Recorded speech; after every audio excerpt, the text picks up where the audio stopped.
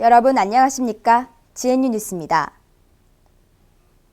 대학의 자율성과 민주주의 회복을 위한다는 직선제 복귀. 우리 학교도 총장 직선제를 선택했습니다. 학교 안팎에서 중요한 이슈가 되고 있는 직선제. 잘 진행되고 있는지 류창린 기자가 알아봤습니다. 부산대 강원대에 이어 우리 학교도 총장 직선제 선출을 합의했습니다. 직선제를 이끈 것은 교수들의 한 목소리였습니다. 지난 10월 교수회는 직선제 찬반 서면 표결을 했고 투표 인원 중 약 84%인 681명이 직선제에 찬성했습니다. 또한 교수회는 선거를 둘러싼 본부와의 갈등을 천막 농성, 단식 투쟁 등 강경책으로 이지를 표현했습니다. 직선 총장이 뽑혀야만 그래도 구성원 의사를 대변할 수 있는 정책을 펴게 되고 또는 외풍을 막을 수 있는 그런 존재가 될 수 있습니다. 그런 의미에서 직선제 총장을 뽑기 위해서 또는 기한 내에 뽑기 위해서 이렇게 단식을 하고 있습니다. 어떤 가치 있는 것을 위해서는 일부의 희생을 감수할 수밖에 없습니다.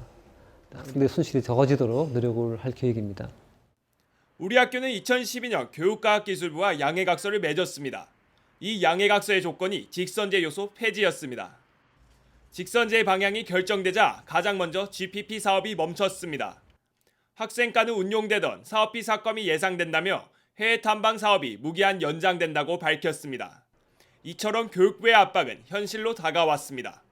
거기에 비난의 화살을 돌리기보다는 일단 교육부가 예산을 삭감한다고 말을 했으니까 학생들을 위해서 진정으로 어떤 방안을 내놓아야 할 것인지 학교와 교수회가 합의를 통해서. 차기 총장의 임용도 불투명합니다. 경북대의 경우 공석으로 총장 자리를 유지하고 있습니다. 국회에서는 총장 선출 방식과 재정지원 연계 금지를 다룬 교육공무원법 개정안이 발의되었습니다. 뜨거운 감자 차기 총장 후보 선거, 권순기 총장의 임기는 12월 15일까지입니다. GNU 뉴스 류창림입니다. 우리 학교 총학생회 및 학생 자치기구 선거는 매년 11월에 열립니다. 올해의 선거 과정과 그 결과는 어땠을까요? 조서희 기자가 살펴봤습니다. 지난 23일부터 3일간 총학생회 및 학생자치기구 선거가 있었습니다. 그중 총학생회 선거는 25일에 각 단대 투표소에서 치러졌습니다.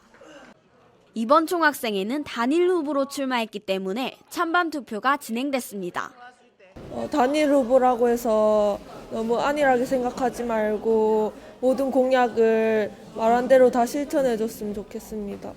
개표 결과 총 유권자 수 14,000여 명 중 7,300여 명이 투표하였고 그중 찬성한 학생이 76%로 그대의 총학생회가 선출됐습니다. 이들은 청춘경대 총학생회를 뒤이어 1월부터 출범합니다. 소중한 한 표를 행사해 주신 만큼 그대를 사랑하는 그대의 총학생회가 되겠습니다.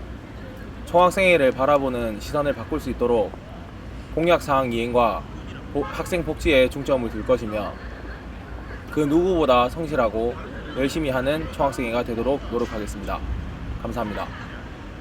많은 학생들의 고민을 함께 나누고 좀 더 좋은 방향으로 도움을 주고 싶은 마음이 이번 총학생회 후보로 출마하게 된 가장 큰 계기인 것 같고, 이들이 대표적으로 내세운 공약은 그대의 날, 매월 집행 상황 보고 등 총 6개입니다. 한편 이번 선거에는 후보자 수가 적었고 총 여학생회 및 사회과학대, 자연과학대 학생회는 출마하는 후보가 없었습니다. 후보자가 등록되지 않은 곳은 내년 상반기에 재선거가 치러질 예정입니다. GNU 뉴스 조서입니다. 진심을 다해 누군가를 도와준다는 것은 말처럼 쉬운 일은 아닐 겁니다. 하지만 우리 학교에 장애로 불편을 겪고 있는 학생을 내 일처럼 돕는 이들이 있다고 하는데요. 정호영 기자가 만나봤습니다. 강의가 끝난 시간, 교양학관에서 전동 휠체어를 타고 내려오는 학생이 보입니다.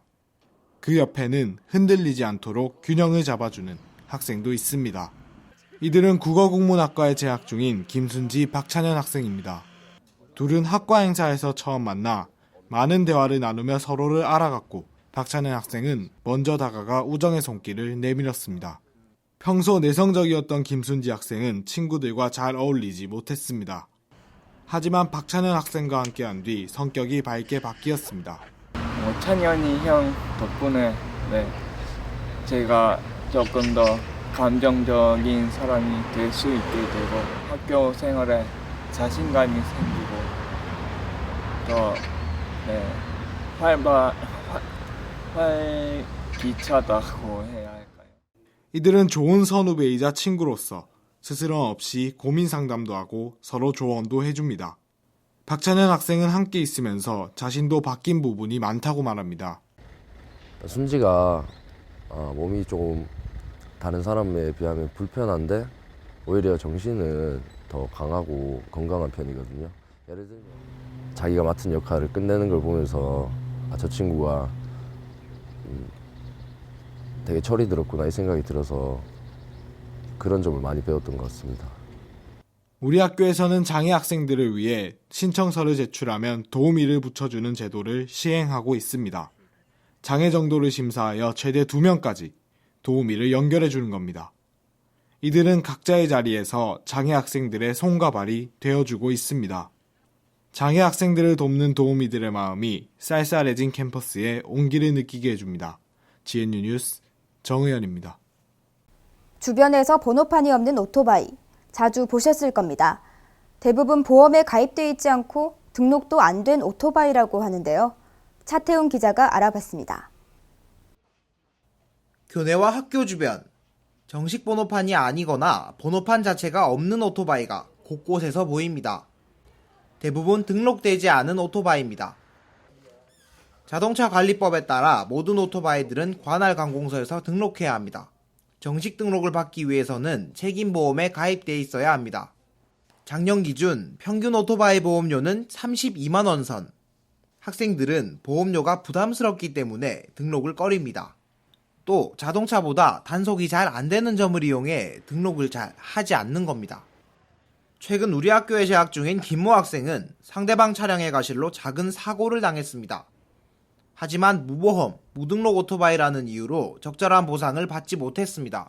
갑자기 튀어나오는 좌회전 차량을 미처 보지 못하고 급정거를 하다가 부딪혀서 사고가 났습니다. 무등록 오토바이라서 치료비를 받지 않고 수리비만 주는 조건으로 중간에 합의를 끝냈습니다. 이처럼 보험에 가입되어 있지 않고 등록도 안 된 오토바이는 피해를 받아도 제대로 된 보상을 받을 수 없습니다. 또 본인 과실로 사고가 난 경우 피해자와의 합의하는 별개로 형사처벌을 받게 됩니다. 진주시에서 관련 업무를 담당하는 인원은 1명. 이마저도 민원 처리에 바빠 단속은 어렵다고 말합니다. 또 교내는 도로교통법이 적용되지 않아 단속을 할 수 없습니다. 오토바이 관련 업무를 하는 사람이 한 사람입니다. 현장에서 단속하기는 상당히 어려운 그런 실정입니다. 오토바이를 사용하다 하실 때는 반드시 보험에 가입을 갖다 하시고요. 그리고 오토바이를 갖다 사용하시기 전에 사용 신고를 갖다 하셔야 되겠습니다. 뚜렷한 대책이 마련되지 않는 상황 속에서 무보험 무등록 오토바이의 무법 질주는 오늘도 계속되고 있습니다. GNU 뉴스 차태영입니다. 다음은 GNU 뉴스 주요 단신입니다. 경상대학교 해양과학대학은 11월 26일 통영캠퍼스 해양생물교육연구센터에서 2015년 지역산업 육성 해양 바이오 포럼을 개최했습니다. 이번 행사는 해양수산부와 전국해양생물교육연구센터 협의회가 주최하고 경상대 해양생물교육연구센터가 주관하여 개최했습니다. 경남 우리말갑급의 동아리 회원들이 창원 합성동 시외버스 터미널 일대에서 시민들을 대상으로 우리말 홍보활동을 실시했습니다. 경상대학교는 개척기술봉사단, 아우른봉사단, 공무원 사회봉사단 등 교직원 봉사단체 회원 50여 명이 참가한 가운데 11월 20일 하루 동안 문산읍 일원 10여 농가에서 2015년 농촌일손 돕기 봉사활동을 실시했습니다. 경상대학교 농업생명과학대학 환경산림과학부 석사과정 남희경 씨는 경북대에서 열린 한국펄프 종이공학회 2015년 추계학술 논문 발표회에서 우수 논문 발표장을 수상하였고 같은 실업실 학부과정 박형훈 학생은 제주국제 컨벤션 센터에서 열린 한국공업화학회 2015년 추계학술 대회에서 우수 논문 발표장을 수상했습니다.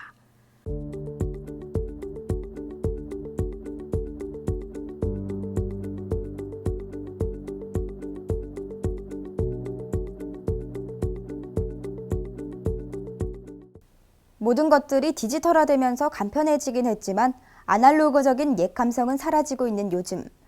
올 한 해가 가기 전에 말로 표현하지 못한 것들을 편지로 대신해보는 건 어떨까요? GNU 뉴스 마칩니다. 고맙습니다.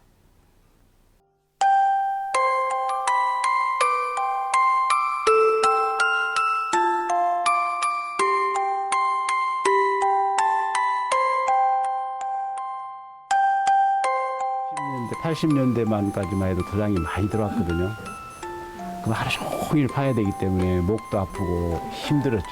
이렇게 숙이면서. 예, 다 못 파가지고 또 뒷날 오라고 할 때도 있었고 계약 때는 줄 섰었죠.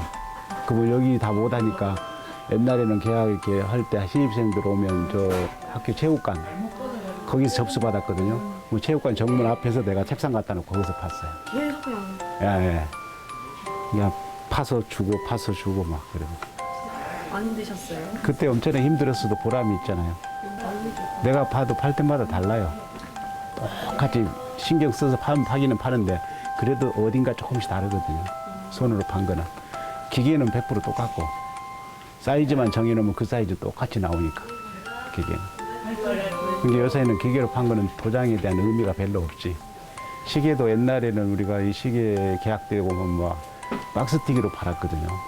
그 정도로 시계가 잘 나갔어요. 옛날 삐삐 나올 때까지만 해도 장사가 잘 됐는데 요새는 안 돼요. 인터넷으로 사가지고 수리하러는 일이 와요. 왜냐면 인터넷에서 산 걸 수리는 안 해주는 것 같아요. 그런 게 이제 요새는 이제 기껏 해봐야 수리나 약이나 이런 거지. 시계 판매 자체가 안 되니까. 그렇게 하신 게 얼마 정도 되셨어요? 이제 한 25년이 넘죠. 이렇게 한 지가.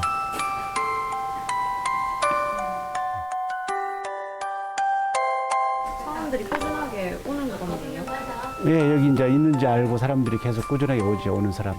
저기 뭐 여기 졸업하고 부산 같은 데가 여각지에 살다가도 와가지고 아, 사장님 지금도 여기 하시네요 하면서 반갑다고. 그때 부산에서 막 오셨을 때 그런 분들 보시면 어떤? 그럼 기쁘죠, 여기까지도 찾아주니까. 고맙고, 예, 고맙고 기억하고. 진짜 어떻게 보면 이제 이 직업도 사장님 아니고 예, 사장님 그렇죠. 없어지죠. 그래도 욕심 안 부리고 그냥 뭐 그것도 고맙게 생각하고 살죠. 밥 먹고 산다는 자체가 고맙다 생각 살죠.